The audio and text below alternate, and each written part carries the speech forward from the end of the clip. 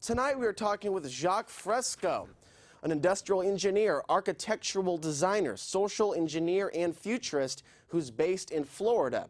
Now, a lot of you are no longer in denial that our world, the world as we know it, is in a state of metamorphosis. And there are different people that have been around for a while that have envisioned our society living a different way, more in harmony with nature. Now, Jacque has an optimistic view and desire to create solutions that maximize the benefit of the planet, maximize the greatest number of people, stem from his formative years during the Great Depression. This is where he developed a lot of his ideas that he's going to be discussing with us this evening. To this day, he writes and lectures extensively on subjects ranging from the holistic design of sustainable cities, energy efficiency, natural resource management, and advanced automation. And with that, we will go directly to Jacque, calling away in from Venus, Florida. How are you, Jacque? Just great, Alex. Well, thank you for joining me on the broadcast tonight. I brought you on to describe to me and my audience a little bit about the Venus Project and what it is. Well, first I'd like to mention that William Jacque has just released The Future by Design, a documentary which would be available at www.thevenusproject.com for those of you that wish further information. Excellent. So tell us a little bit about what the Venus Project is. I understand that you were on Larry King in 1974 to discuss some of your ideas. Yes. Tell us a little bit about that. Okay, the Venus Project is essentially a resource-based economy, meaning where no money is used. As long as you use money, as long as few nations control most of the Earth's resources, you're going to have war, recession, continuously. It's never changed. I want to say this. Whenever you hear the words democracy and freedom, watch out. It means you don't have it. Whenever you hear the word civilization, you don't have it yet. We are not civilized as long as we have war, prisons, police, crime. There's something dreadfully wrong with our culture. And what the Venus Project proposes to do is to declare all of the Earth's resources as the common heritage of all of the world's people and remove all the artificial boundaries that separate people. Nothing less will do in terms of building a sustainable global society. Now, I'm curious. Oh, sorry. Go ahead, Jacque. What the Venus Project is a method, a way of thinking. For example, if you were stranded on an island with $10 million and there was no water, no arable land, no fish, you have nothing. Money is nothing. What is essential is resources. Even if you succeeded in electing the most ethical people in the world in charge of governments, if you ran out of resources, there'd be war, there'd be scarcity, crimes of every kind. So it isn't ethical people that we need, or decent politicians. The problems are technical, not political. And if we ever get that through our heads, the problems are technical, not political. Let me tell you what that means. That means that everything that you have in your home, your electric light, your refrigerators, your automobiles, everything that you have today is a technical development, and it's done by very few people, not the majority of people. So the great things that you have did not come from politicians.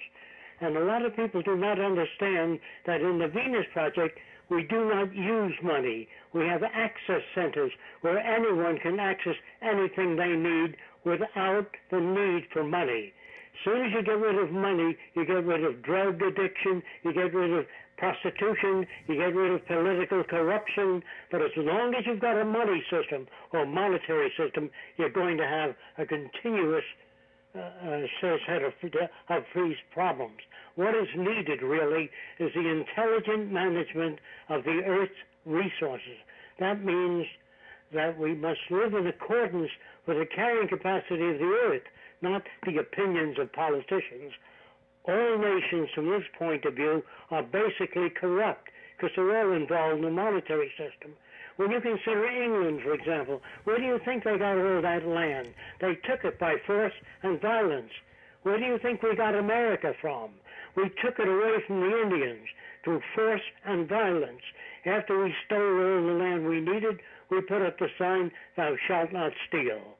What I'm trying to say is that all nations are basically corrupt. What we need is a new system, a new way of thinking, and that's what the Venus Project is. It's basically a system in which the methods of science, not scientists, the methods of science are used to evaluate the necessities of life for all people. All people need access to those necessities. If you don't provide that need or solve that problem, you're going to have problems. We would have no armies, no police. If you have difficulty with this concept, imagine there was a time when the states were separate and there were militias at the borders of each state because the territories were constantly being invaded. Once all the states joined into the United States, all the militias disappeared, all the territorial disputes disappeared. Do you see what I mean? I do, yes, correct. If you live near a waterfall, gigantic, say like Niagara, Sweetwater, nobody steals water when it's available. Now that it's scarce, they put a price on it. You have to pay $1 for a glass of water today. Do you understand that? Yes. They have a bunch of scientists, which I call sort of ignoramuses. There's no such thing as a scientist. There are people that are scientific in optics or engineering or chemistry or physics, but you don't have a generalist. A generalist person has a general knowledge of the earth, how it works, not just some specialized field. When you train specialists in our universities, they can be used by government to make weapons of war. There are a lot of people today that are afraid of technology. Just remember that machines don't drop bombs, people do. Machines don't make war, people do. Now, Jacque. Yes. I want to ask you a little bit also about your technological vision of what our society is capable of creating that currently today we are not utilizing. Some of these concepts are in your book as well, Yes. and the film Future by Design. What are some of the ways that we could be living in a different way that we aren't today, that you propose that we adopt a different form of lifestyle? Okay. Our cities will be based on the circular scheme, meaning in the center of the city, there's shopping, dental care, medical care, child care, education. So each district is the same distance from the center in the circular scheme. All transportation is built in. You get in a little unit and dial the area you want to go to. You don't drive cars. You're going to have more people killed on highways, and our cars are choking up now. It's not working. No political system works. Communism, socialism, all of these systems failed. I got my ideas from the human body, actually. If you think about it, and you have to think about these things. Suppose the brain said, I do all the thinking, I want those the nutrients. Then the lungs would say, if I don't oxygenate the air you breathe, you could not breathe as a brain. Then the liver would say, if I don't filter the blood, you both will die. So every organ of the human body gets whatever they need. When you get an infection in your toe, there's no committee meeting that goes to the brain and says there's an infection in the toe. The antibodies are sent there right away. And that's what I mean by using science, the methods of science, in social problems. There'd be no prisons, no police, no military in the system of our design. It would be based upon energy determinants. Now, I'm curious about one thing, and I'm sure that's not what this is, but we're also seeing the centralization of power on planet Earth right now, the new globalization, as it's also been coined. How do you differentiate this society from an Orwellian police state, where everything is controlled and everything is prepackaged for the citizen? Orwellian police state is a dictatorship of the power elite. That's what you have now. Mm-hmm. You know, that double talk and all this sort of thing that you hear from Washington, D.C. You have the most corrupt government in history. You've never had a democracy. In other words, it's an illusion. You can't have a democracy unless children have access to good, nutritious food, health care, and equal opportunity for education. That does not exist in our country. And as long as that does not exist anywhere in the world. You don't have a democracy anywhere in the world. You don't pick the people for political office. They are picked by the establishment. And what is taught in schools is to honor and protect the system. People are elected not to change things, but to keep things as they are, so that the elite, that is American industry, can maintain global control and this is what everybody's after, control of the global resources. Soldiers, of course, are all duped. They don't understand that. In other words, if you had a real war, you conscript industry, men, so no one makes a profit on war. When you conscript the lives of men, you must conscript factories, automobile factories, munitions factories, so no one makes a buck out of war. How long do you think the war would last if no one made a buck? Do you understand what I mean? Yeah, I think I understand your point. Under this society, this new civilization, who exactly could manage it or should be managing it to prevent it from becoming bureaucratic like the system that we currently live under? That. As long as you got people in government, you're going to have problems.